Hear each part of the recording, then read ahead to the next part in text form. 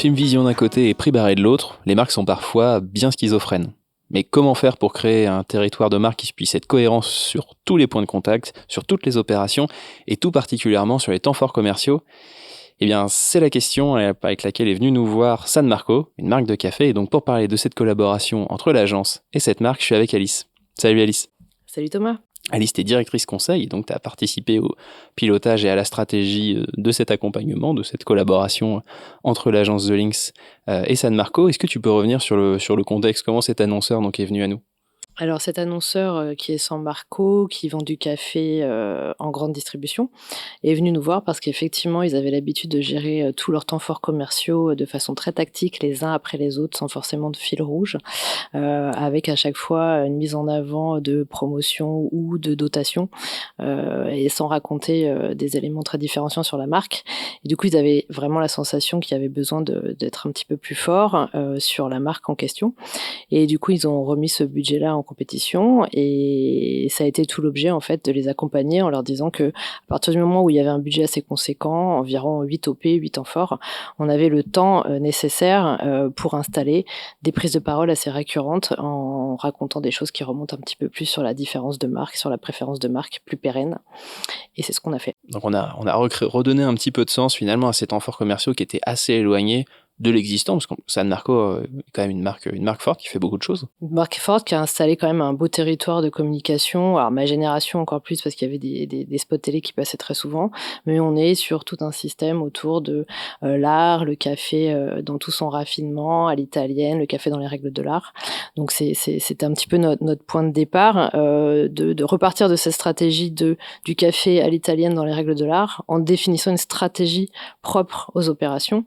Et ce qu'on a voulu faire, c'est accompagner les consommateurs finalement dans la découverte de cette dégustation dans la règle de l'art, ce qu'on fait pas forcément, on n'a pas forcément les moyens de le faire à titre individuel. Et du coup, on a décidé que chaque opération irait donner un petit peu plus de billes aux consommateurs pour apprendre un petit peu comme le vin, à faire en sorte d'adapter le moment ou d'adapter la préparation ou l'intensité de son café au moment où on le déguste ou ce qu'on vient de vivre avant, ce qu'on a mangé juste avant, ou si on est le matin, si on est l'après-midi, des choses comme ça. Donc en fait, on a fait en sorte que chaque opération vienne raconter un peu plus ça sur la marque. Du coup, il a fallu qu'on invente des opérations. Donc, on a défini des opérations où on va plus expliquer qu'il ne faut pas choisir la même intensité à chaque moment de la journée, ou qu'on peut aussi diversifier ses modes de préparation, parce que San Marco propose à la fois du café moulu, du café en grains, en dosette. Donc, de montrer aux consommateurs qu'on peut avoir différents modes de préparation selon le moment de la journée. Oui, tout un panel. Là où la marque a beaucoup été dans l'inspiration, justement, avoir cet univers très, très riche et bien installé sur plusieurs générations autour de ce rapport très raffiné du monde de l'Italie, ça, c'était déjà en place.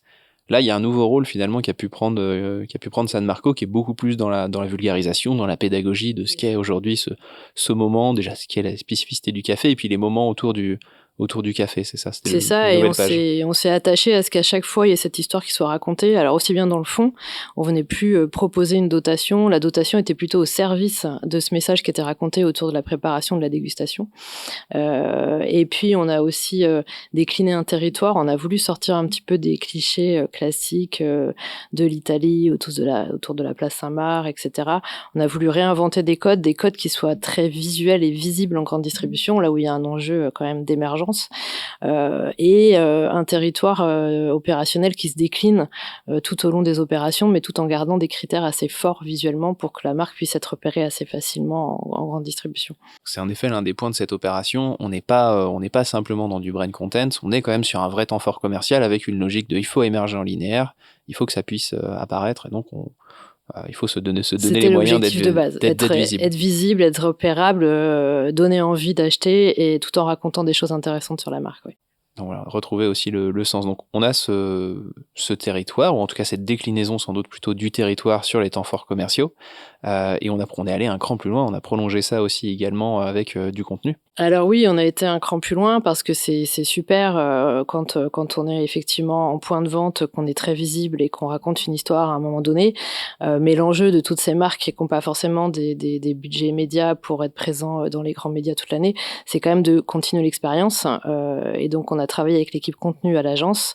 Et c'est vrai qu'on s'est dit assez rapidement qu'il y avait un support qui s'y prêtait énormément, c'est le podcast, parce que le podcast met le moment, l'intensité, l'émotion au cœur. Et ça nous permettait de faire toute cette pédagogie qui nous intéressait autour du comment finalement préparer un bon café. On croit tous qu'on sait préparer le café et qu'on boit le bon café au bon moment, ce qui n'est pas forcément le cas. Du coup, le podcast, on a fait 5 premiers enregistrements. Et en fait, San Marco a été tout de suite très, très, très emballé par le sujet. Ça les a vraiment séduits dans la proposition de pouvoir créer un contenu pérenne qui accompagne vraiment les consommateurs et qui raconte cet amour de la marque pour cette dégustation et cette préparation du café.